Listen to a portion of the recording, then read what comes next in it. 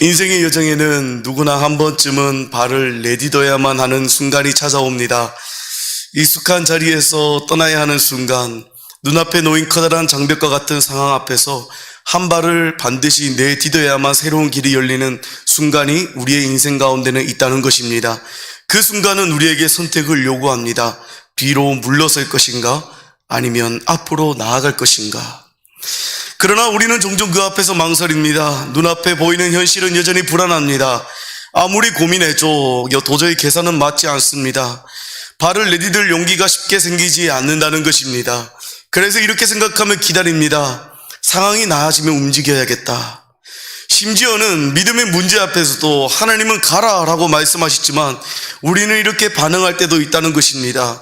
문제가 해결되면 믿겠습니다. 내 앞에 닥친 문제가 사라지면 내가 나아가겠습니다. 하지만 하나님은 우리가 완벽한 조건을 만날 때까지 기다리라고 하시지 않습니다. 오히려 하나님은 우리에게 말씀하십니다. 너는 믿음으로 먼저 발을 내디드라.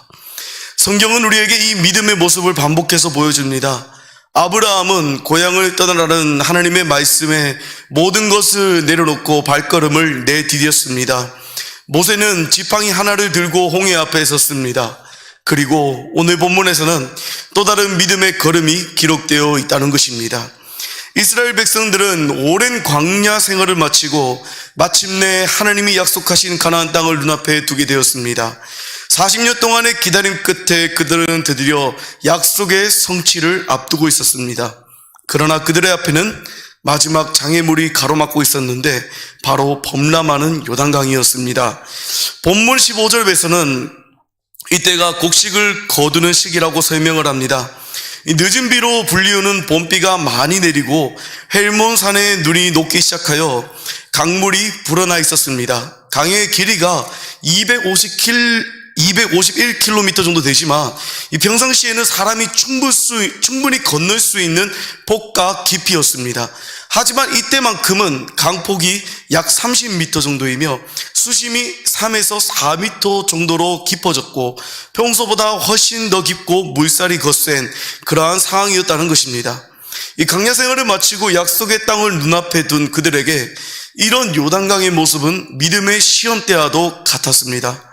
사실 시험대라고도 볼 수 없는 것이 사람이 도전이라도 가능해야 시도를 해볼 수 있는데 지금 이러한 요단강의 상황은 인간이 수영을 해서 건너가는 것도 불가능하고 배를 타고 건너는 것도 불가능했던 가나안 정복을 포기하게끔 만드는 커다란 벽이었다는 것입니다. 이러한 상황 앞에서 놀랍게도 하나님은 먼저 물을 멈추지 않으셨습니다. 오히려 백성들에게 콸콸 흐르고 있는 이 강물에 발을 담그라라고 명령을 내리십니다. 제사장들이 하나님의 임재를 상징하는 언약궤를 메고 먼저 발을 내디딜 때에 강물이 멈추고 길이 열릴 것이라고 하신 것입니다. 이 사건은 홍해를 건넌 때와는 많이 달랐습니다. 홍해에서는 하나님께서 물을 먼저 갈라주셨고 그 이후에 백성들이 건너갔지만 이 요단강에서는 먼저 백성들이 발을 내딛어야만 물이 멈추는 기적이 일어났습니다. 이것은 하나님이 백성들을 향하여 더 깊은 믿음의 결단을 요구하셨음을 우리에게 보여주고 있다는 것입니다. 이스라엘 백성들은 약속을 앞두고 믿음으로 행동해야 했습니다. 물살이 여전히 거세게 흐르고 있는 이 강물 앞에서 하나님이 먼저 길을 여시기보다 그들이 먼저 행동할 것을 요구하신 것입니다. 그들이 맨 언약궤는 하나님의 임재와 신실함을 상징하며 그분이 앞서 가신다는 확신을 분명하게 주었습니다. 그러나 그분의 약속이 신실하심을 믿고 물이 무섭게 흐르는 그 강에 먼저 발을 내딛는 것은 백성들의 몫이었다는 것입니다. 이처럼 믿음이라 때로는 우리에게 위험을 감수해야 할 모습처럼 보입니다. 그러나 하나님은 그 믿음을 통해서 새로운 길을 여시고 더 깊은 신뢰와 은혜의 자리로 우리를 인도하신다는 것입니다. 우리는 과연 하나님께서 앞서 가신다라는 그러한 확신 속에서 지금 믿음의 발걸음을 내디딜 준비가 되어 있으십니까? 아니면 여전히 내 앞에 놓여진 그러한 요단강의 강물이 멈추기만을 기다리고 계십니까? 오늘 이 본문을 통하여서 하나님께서 우리에게 요구하시는 믿음의 모습이 무엇인지를 함께 살펴보면서 은혜를 함께 나누는 그러한 시간이 될 수 있기를 간절히 바랍니다.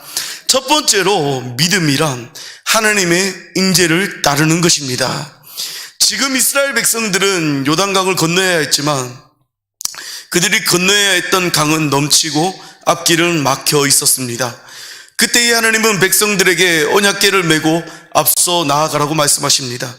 이 언약궤를 맨 제사장들이 먼저 발을 물에 담그면 강물이 끊어질 것이라는 약속을 주신 것입니다. 그런데 이 명령은 상식적으로는 말이 되지 않습니다.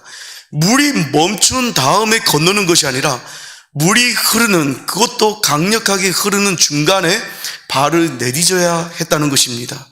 이 상황은 그들의 믿음을 시험하는 자리였습니다. 하나님께서는 그들에게 말씀하십니다. 너희는 언약궤를 따르라. 여기서 우리는 언약궤의 의미를 주목해 볼 수 있어야 합니다.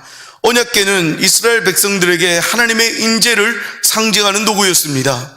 언약궤 안에는 하나님이 주신 율법과 말씀이 들어있었고 그 위에는 하나님의 영광이 임하셨습니다. 백성들은 이 언약궤를 보면서 하나님이 자신들과 함께 계심을 확신할 수 있었다는 것입니다. 이것이 바로 하나님의 인재입니다. 더 나아가서 이 언약궤는 신약의 관점에서 예수 그리스도를 예표하는데요, 예수님의 이름은 임마누엘입니다.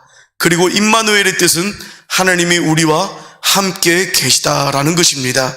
언약궤가 하나님과 이스라엘 백성 사이의 언약을 상징하며 또한 하나님의 인재를 드러낸 것처럼 예수 그리스도께서는 친히 육신을 입고 이 땅에 임재하신 하나님으로서 우리와 성부 하나님 사이를 연결하시는 중보자가 되십니다.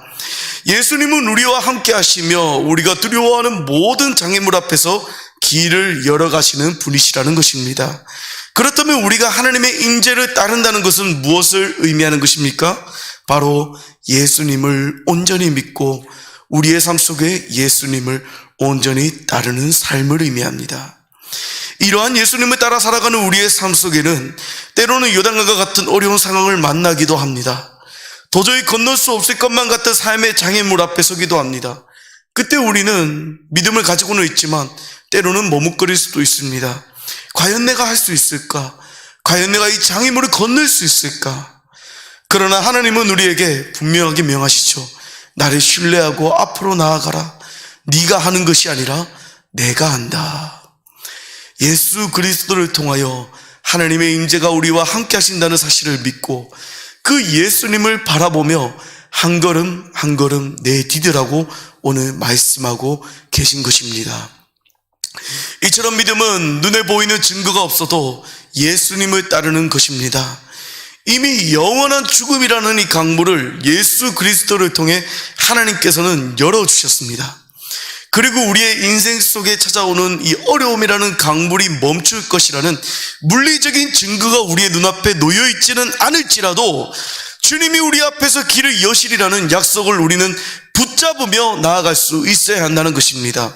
우리를 구원하신 예수님께서는 이렇게 말씀하셨습니다. 내가 곧 길이요 진리요 생명이다. 우리가 그분을 따를 때에 요단과 같은 장애물 앞에서도 믿음의 길은 분명하게 열릴 수밖에 없다는 것입니다. 그렇게 어떤 상황에서든 언약궤 대신 예수 그리스도의 능력을 믿고 따르며 살아갈 수 있기를 간절히 바랍니다. 우리와 함께 하시며 우리의 앞서 행하시는 그 능력의 주님을 온전히 신뢰할 수 있는 우리 모두가 될 수 있기를 간절히 바랍니다.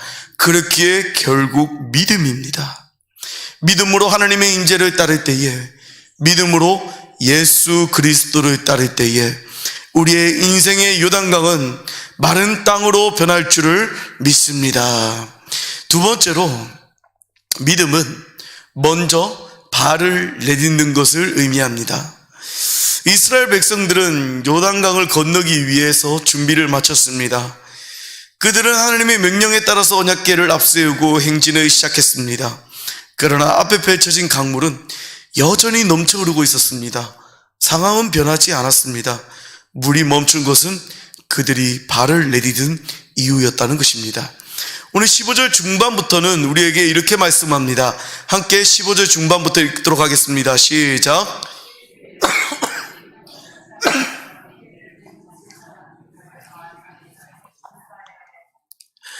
아멘. 물이 멈춘 것이 아니라 그들의 발이 물에 닿았을 때였습니다. 여기에 본질이 있습니다. 믿음의 본질이 있다는 거죠. 하나님께서는 이스라엘 백성에게 안전을 먼저 보여주시지 않으셨습니다. 그러나 그들에게 행동을 요구하셨습니다. 물이 이미 갈라진 뒤에 건너게 하신 것이 아니라 물속에 발을 담근 후에 길을 열어주셨다는 것입니다. 믿음은 우리의 삶 속에 어떤 안전한 증거를 확보하고 확인한 후에 따르는 것이 아닙니다. 내 눈에 보이는 확실한 증거를 보고 따르는 것은 믿지 않는 세상 사람들도 할 수 있습니다. 그러나 우리의 앞길이 확실히 보이지 않을지라도 나를 인도하시는 그 주님을 바라보며 그 약속의 말씀을 신뢰하며 나는 먼저 행동할 것이다 라며 나아가는 것이 바로 믿음이라는 것입니다. 이스라엘 백성은 하나님께서 약속하신 땅을 향해 가기 위해서 그들의 두려움을 이기고 물가에 발을 담궜습니다. 그리고 그 순간 위에서부터 흘러내리던 물이 멈추고 마른 땅이 드러나는 기적이 일어났다는 것입니다. 여기에서 중요한 점은 하나님의 역사는 우리의 순종 뒤에 나타난다는 것입니다. 우리의 모습을 통하여 이루어 가신다는 것입니다.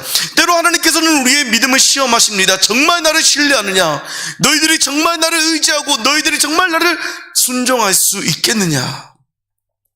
하나님은 우리가 먼저 행동할 때에 그 믿음에 응답해 나가신다는 것입니다. 이 장면은 신약에서도 반복됩니다. 예수님께서 나사로를 살리실 때에 무덤의 돌을 먼저 옮기라고 명령하십니다. 가나 혼인잔치에서 물을 포도주로 바꾸실 때도 하인들에게 물을 먼저 채울 것을 명하고 계시다는 것입니다. 그리고 물을 떠서 연회장원에 가져가는 그 순간에 포도주로 바뀌는 기적이 일어났습니다. 믿음은 먼저 행동하는 것입니다. 바람이 멈추기를 기다리지 않고 비가 그치기를 기다리지 않는 것입니다. 예수님께서 제자들에게 풍랑 위를 걸어오셨을 때 베드로는 믿음으로 물 위에 발을 내딛었습니다. 그리고 물 위를 걷는 기적을 경험했다는 것입니다. 하지만 그가 환경을 바라보며 두려움에 빠질 때에 그는 물속으로 가라앉았습니다. 우리가 삶에서 믿음의 결단을 내리지 못하는 이유는 눈앞에 현실이 두렵기 때문이죠. 넘치는 강물처럼 장애물은 커 보이고 우리의 능력으로는 도저히 감당할 수 없어 보입니다. 그러나 하나님은 그 순간에도 우리에게 말씀하십니다. 네가 먼저 그 믿음의 발을 내디뎌라. 나를 신뢰한다며 나를 믿는다며 먼저 발을 내디뎌 보아라. 그러면 내가 너의 가는 길을 열어주겠다. 성도 여러분, 믿음은 먼저 발을 내딛는 것입니다. 하나님의 약속을 믿고 행동할 때에 하나님께서는 그 믿음을 보시고 응답하십니다. 이제 우리의 삶을 한번 돌아봅시다. 어떤 요단강이 여러분들 앞에 놓여 있습니까? 도저히 해결할 수 없을 것만 같은 문제 앞에서 머뭇거리고 주저하고 있지는 않습니까? 하나님은 우리가 믿음의 발걸음을 내딛기만 한다면 그 다음은 하나님께서 이루시고 하나님께서 해결하시겠다 약속하십니다. 믿음은 우리가 단순히 마음으로 동의하는 것이 아닙니다. 믿음은 발을 움직이는 것입니다. 믿음은 행동으로 나타나는 것입니다. 강물이 멈춘 뒤에 건너가는 것은 믿음이 아닙니다. 아직 강물이 흐르고 있을 때에 발을 내딛는 것이 진짜 믿음이라는 것이죠. 물론 이러한 믿음의 모습은 우리에게 편안함만을 줄 수는 없습니다. 불편하다는 것입니다. 힘들다는 것이죠. 믿음의 결단을 하기까지 너무나 많은 어려움이 있을 수 있다는 것입니다. 이성조 목사가 쓴 불편한 믿음이라는 책이 있습니다. 감리교 목사님이 쓰신 책인데 책의 내용도 괜찮았지만 저는 이 책을 출판한 이 출판사의 서평이 참 눈에 확 들어왔었습니다. 그리고 그 내용이 이런데요. 많은 지성인들은 왜 기독교의 믿음을 불편해하는가? 진정한 믿음은 우리의 편안함을 깨뜨리기 때문이다. 지성이라는 그 안정적인 틀을 믿음이 깨기 때문이다. 하지만 그 불편한 그 믿음이 삶에 놀라운 위력을 발휘한다. 우리에게 불편할 수는 있고 우리의 상식적인 것들을 깰 수는 있지만, 그러나 그러한 것들을 깨는 믿음으로 말미암아 우리의 삶 속에 놀라운 역사하심이 나타난다는 것입니다. 성도 여러분, 믿음은 기다리는 것이 아닙니다. 쉽지 않고 불편하더라도 믿음은 행동하는 것입니다. 하나님은 우리의 순종을 통해 역사를 시작하십니다. 언약궤를 앞세우고 요단강을 건넌 이스라엘처럼 예수님을 중심에 두고 믿음에 나아갈 때에 우리의 요단강도 마른 땅으로 바뀌게 될 줄 믿습니다. 그렇기에 결국 믿음입니다. 하나님은 우리가 먼저 발을 내디딜 때에 역사를 이루어 가십니다. 우리는 2025년을 맞이하여서 계속해서 믿음의 걸음을 한 걸음씩 내딛고 있죠. 각자의 직장과 가정에서 그럴 것이고, 또한 우리 교회적으로는 3주간 신년 특별 새벽 기도를 진행하면서 다시 비상하게 하실 그 하나님을 바라보며 매일 새벽을 깨우고 있다는 것입니다. 정말로 매일 새벽을 깨우며 이 자리 가운데 나와 부르짖으며 함께 찬양하고 말씀을 듣고 기도하는 것 또한 우리는 피곤함이라는 육신의 피곤함과 이런 안식이라는 요단강을 깨고 무수고 믿음으로 한 걸음 한 걸음 걸어나가고 있는 것이죠. 이러한 모든 상황 속에서 우리는 더욱 말씀을 생각하며 하나님께서 우리의 길을 열어주실 것을 더욱 믿고, 오늘 여러분들의 인생에서 믿음의 발걸음을 끝까지 걸어가는 우리 모두가 될 수 있기를 간절히 바랍니다. 마지막으로 믿음은 도중에 멈추지 않고 끝까지 나아가는 것입니다. 이스라엘 백성들이 드디어 요단강에 발을 내딛었을 때에 하나님은 약속하신 기적을 행하셨습니다. 위에서부터 흘러내리던 물이 멈추고 마른 땅이 드러났습니다. 그러나 여기서 중요한 점은 이 기적이 시작된 이후에도 제사장들은 요단강 한가운데에 서 있었다는 것입니다. 우리 본문 17절 말씀 같이 한 목소리로 읽도록 하겠습니다. 시작.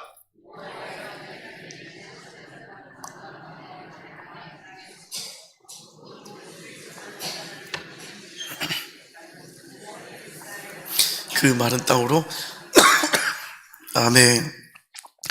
요단강물은 하나님의 능력으로 기적처럼 물러가서 이 요단강 상류 쪽에 있는 사르단 근처 아담 성읍 변두리에 쌓이기 시작합니다.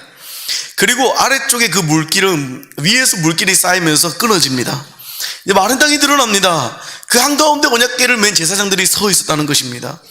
그리고 저는 이 설교를 준비하면서 내가 이 제사장들이라고 생각하고 이 서 있는 상황을 상상하니까 덜컥 겁이 났습니다. 강물이 눈앞에서 완전히 사라진 것이 아닙니다. 저기 비록 먼 곳에 있지만 저기 보이는 먼 곳에는 마치 하늘이 닿을 것처럼 하나의 커다란 빌딩처럼 강물이 쌓이고 있습니다. 강물이 쌓이는 것이 눈에 보입니다. 그리고 이스라엘 백성들의 행렬은 끊이지 않고 계속됩니다. 처음 내가 언약궤를 메고 강물을 밟을 때는 믿음으로 밟았지만 점점 어깨는 무거워지고 다리는 덜덜 떨립니다. 마치 저 층층이 쌓이는 요단 강물이 당장이라도 나를 덮치지는 않을까라는 두려운 생각이 들더라는 것이죠. 비겁한 저의 모습은 이 요단강이 갈라지는 이 기적은 눈앞에서 보았음에도 불구하고 당장 눈앞에 쌓이는 저 요단강에 의해 지금이라도 언약궤를 내려놓고 나라도 살아야겠다라는 욕심으로 도망가고야 말았을 것 같다라는 생각이 들더군요. 그러나 오늘 본문의 언약궤를 맨 제사장들은 이런 상상 속에 저의 모습과는 좀 많이 달랐습니다. 저 쌓인 강물이 다시 흐르기 시작할지도 모른다는 두려움에 사로잡히지 않았습니다. 하나님이 하신 일을 신뢰했고 끝까지 묵묵하게 언약궤를 메고 그 자리를 지켰습니다. 이것을 통해서 저는 이런 영적인 교훈을 한 가지 얻었는데요, 하나님의 뜻임을 믿고 믿음으로 발걸음을 내딛기 시작했다면 상황에 흔들리지 말고 끝까지 믿음으로 버티고 나아가야 한다는 것입니다. 믿음은 한순간만의 결단만을 의지하지 않습니다.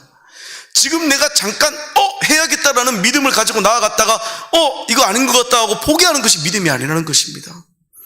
끝까지 내가 이것이 하나님의 뜻임을 신뢰하며 믿음으로 나아갔다면 그 나아가는 여정을 끝까지 나아가는 것, 그 여정 속에 끝까지 인내하고 헌신하는 것을 의미하는 것입니다. 제사장들은 요단강 가운데 서서 모든 백성이 건너기를 기다렸습니다. 그들이 끝까지 자리를 지켰기 때문에 이스라엘 공동체 전체가 안전하게 약속의 땅으로 들어갈 수 있었다는 것이죠. 여기서 우리는 두 가지의 중요한 믿음의 원리를 발견할 수 있습니다. 그 첫 번째로 믿음은 책임을 동반한다는 것입니다. 제사장들은 하나님의 인재를 상징하는 언약궤를 메고 있었고, 그들의 역할은 백성들이 모두 건널 때까지 그 자리를 지키는 것이었습니다. 하나님은 그들에게 믿음을 요구하셨고, 그들은 끝까지 그 믿음을 다하여 책임을 다하였습니다. 우리의 신앙생활도 마찬가지입니다. 믿음은 단순히 시작하는 것이 아니라 끝까지 세워진 자리를 지키는 것입니다. 우리의 가정과 우리의 교회와 우리의 직장과 우리의 공동체 가운데 하나님이 주신 자리에서 충성스럽게 믿음을 지키는 것, 그것이 중요하다는 것입니다. 둘째로 믿음은 우리에게 인내를 요구합니다. 요단강의 물이 멈추는 기적은 순간적으로 일어났지만 백성들이 모두 건너는 데에는 시간이 걸렸습니다. 제사장들은 그 시간이 얼마나 걸릴지 몰랐습니다. 그러나 그들은 물러서지 않고 끝까지 그 자리를 지키며 인내한 것입니다. 우리가 살아가는 세상 속에서도 믿음은 인내를 요구합니다. 하나님께서 약속하신 그 응답이 즉각적으로 우리에게 이루어지면 정말 좋겠지만 항상 이루어지지만은 않습니다. 때로는 삶의 고통 속에서, 때로는 안타까움 속에서, 때로는 너무나 간절한 가운데 부르짖더라도 내가 원하는 방향으로서의 응답이 나타나지 않을 때도 있다는 것입니다. 내가 가는 길이 믿음의 길임을 알고는 있지만 그러나 이 길을 걸어가면 당하게 될 눈앞의 고통이 선하게 보이기도 합니다. 그럼에도 불구하고 우리는 기도 응답을 기다리며 하나님의 역사하심과 하나님의 붙드심과 그 약속의 말씀을 기다리며 변화와 회복을 기다리며 끝까지 인내해야 합니다. 왜냐하면 하나님은 반드시 약속을 지키시는 분이시고 우리의 믿음의 여정을 끝까지 완주하도록 힘을 주시는 분이시기 때문입니다. 히브리서 12장 1절과 2절 말씀에서는 이렇게 말씀합니다. 이러므로 우리에게 구름같이 둘러싼 허다한 증인들이 있으니 모든 무거운 것과 얼매이기 쉬운 죄를 벗어버리고 인내로써 우리 앞에 당한 경주를 하며 믿음의 주요 또 온전하게 하시는 이인 예수를 바라보자. 그는 그 안에 있는 기쁨을 위하여 십자가를 참으사 부끄러움을 개의치 아니하시더니 하나님 보좌 우편에 앉으셨느니라. 아멘. 믿음은 마라톤과 같습니다. 시작이 좋다고 해서 완주가 보장되는 것이 아닙니다. 중요한 것은 끝까지 우리가 인내하며 주님을 바라보는 것이라는 겁니다. 제사장들이 요단강 가운데 서서 끝까지 자리를 지킨 이 모습은 또한 마치 예수님을 떠오르기도 합니다. 우리 예수님께서는 십자가의 고통을 견디시고 끝까지 순종의 길을 걸어가셨습니다. 그분은 다 이루셨다라고 선언하시며 우리에게 죽음의 강물을 가르시고 구원의 길을 완성해 주셨다는 것입니다. 이제 우리에게 필요한 것은 그 완성된 길을 끝까지 걸어가는 것입니다. 때때로 우리의 믿음이 흔들리고 상황이 어려워질 수 있습니다. 그러나 하나님은 우리의 믿음을 끝까지 지킬 수 있는 힘과 은혜를 주시는 분이심을 기억할 수 있기를 간절히 바랍니다. 오늘 이 세 번째 대제를 준비하다 보니까 갑자기 기억이 났던 예전에 한 권사님이 계셨습니다. 지금은 돌아가셨습니다. 소천하셔서 계시지는 않지만 제가 사역을 하면서 정말 기억에 많이 남는 분이셨습니다. 그분은 항상 무슨 일을 하실 때마다 기쁨으로 헌신하셨던 분이십니다. 교회 행사에는 항상 웃는 모습으로 참여하시면서 이 기도의 자리와 봉사의 자리에서는 빠지지 않고 참석해서 정말 최선을 다해 헌신하셨던 분이셨어요. 그러면서도 힘든 내색 하나 하지 않으시고 또 교역자와 친하게 지내면서도 특히 제가 전도사일 때였는데 저랑 굉장히 친하게 지내시면서 이 농담도 막 던지시고 주변 분위기를 막 밝게 만드시는 그런 권사님이었습니다. 막 항상 보시면 전도사님 오늘도 너무 밝게 빛납니다. 그러면 아유 권사님 제가 밝게 빛납니까? 어디가 그렇게 빛납니까? 그러면 뭐 얼굴도 빛나는데 오늘따라 참 그렇네요. 저 위쪽이 밝게 빛납니다. 막 이런 농담도 던지시고 예 그렇습니다. 예. 다들 표정이 너무 어두우신데 네, 뭐 그런 농담도 던지시고 그렇게 하시면서 막 교육자 분위기도 너무 밝게 만들어주셨던 좋은 권사님이셨어요. 그런데 그런 권사님께 청천벽력 같은 갑자기 그런 소식이 전해집니다. 이 몸이 조금 이상해서 병원에서 검사를 했는데 말기암이시라는 거예요. 갑자기 이 항암 치료를 위해서 병원에 입원을 하셨는데 그 후에 이제 몇 달 동안 교회에 나오시지는 못하셨습니다. 개인적으로 기도를 하면서 그 권사님을 생각을 했는데 그러던 중에 어느 금요일이 되었습니다. 제가 사역을 하면서 이제 항상 찬양 인도를 했었으니까 그때도 금요일 저녁이 이제 되어서 금요기도에 찬양을 인도했죠. 마침 그 주에는 기도를 하면서 찬양 콘티를 짜던 와중에 한 가지 감동이 딱 와가지고 이 평상시에는 잘 하지 않는 예수님이 좋은 걸 어떡합니까? 이 찬양 다 아십니까? 이 찬양을 불렀던 거예요. 근데 이 찬양을 하는데 갑자기 뒤에서 누가 갑자기 벌떡 일어났지만 이 찬양 박자에 맞춰서 예수님이 좋은 걸 이러시면서 어깨춤을 치시는 겁니다. 그래서 처음에는 제가 앞에서 찬양을 하다가 깜짝 놀래가지고 왜 뒤에 있는 교육자도 아무도 안 끌고 나가시고 뭐 하시노 이러고 이제 생각을 하고 있었는데 자세히 보니까 그 몇 달 전에 항암 치료를 받으러 가셨던 그 권사님이 치료를 받고 교회에 출석하셔서 예배에 참석을 하신 거예요. 그러고는 이 금요 기도회에서 같이 찬양을 들으시면서 막 부르시면서 어깨춤을 추시던 겁니다. 그래 기도회가 끝나고 이제 당했던 그 주일날 다시 한번 권사님을 뵈었습니다. 그래서 권사님이 저를 보시더니 다시 한번 환하게 웃으시면서 막 이렇게 인사합니다. 전도사님 참 금요일에 찬양의 은혜 많이 받았습니다. 아유 저도 권사님 모습 은혜 많이 받았습니다. 막 얘기하면서 오늘도 빛나시네요. 어디 가요? 그래 그 머리 가요? 막 이러면서 막 이런 얘기들을 막 하시면서 얘기를 이제 나누는데 그날 제가 그런 질문을 던지고 싶었던 거예요. 권사님 몸은 좀 괜찮으십니까? 질문을 던지면서 이런 질문을 던졌습니까? 권사님 금요일날 그래 어깨춤을 막 추시던데 어떻게 어떤 마음으로 어깨춤을 추셨어요? 이런 질문을 던졌는데 권사님이 제 평생에 기억에 남는 말씀하셨어요. 전도사님 내 마음이 너무 기쁘잖아요. 내 마음이 너무 좋잖아요.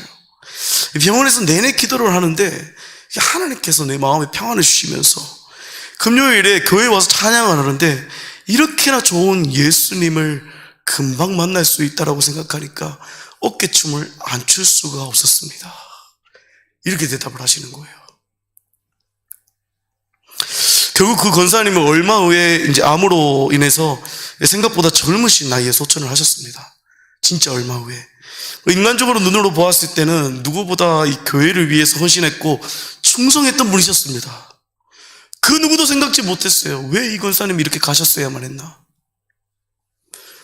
이 권사님에게 남은 것은 육신의 질병밖에 없다고 보여줬고 죽음 앞에서 권사님은 내가 왜 교회에 충성을 다했던 내가 왜 열심히 신앙을 지켜야 했던 내가 왜 이런 일을 당해야 하나 원망과 불평이 있을 수도 있으셨겠죠.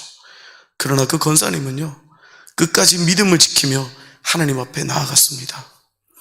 자신의 병을 고쳐주실 하나님을 믿었지만 그러나 그렇게 하지 않으실지라도 자신의 인생을 가장 선한 길로 인도하실 그 하나님을 권사님은 믿었던 거예요.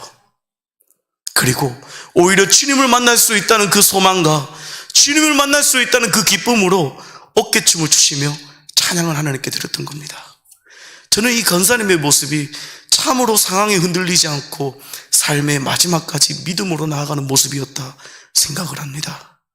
그리고 이러한 모습은 우리 모두에게로도 동일합니다. 성도 여러분, 오늘 우리의 믿음의 자리는 어디입니까?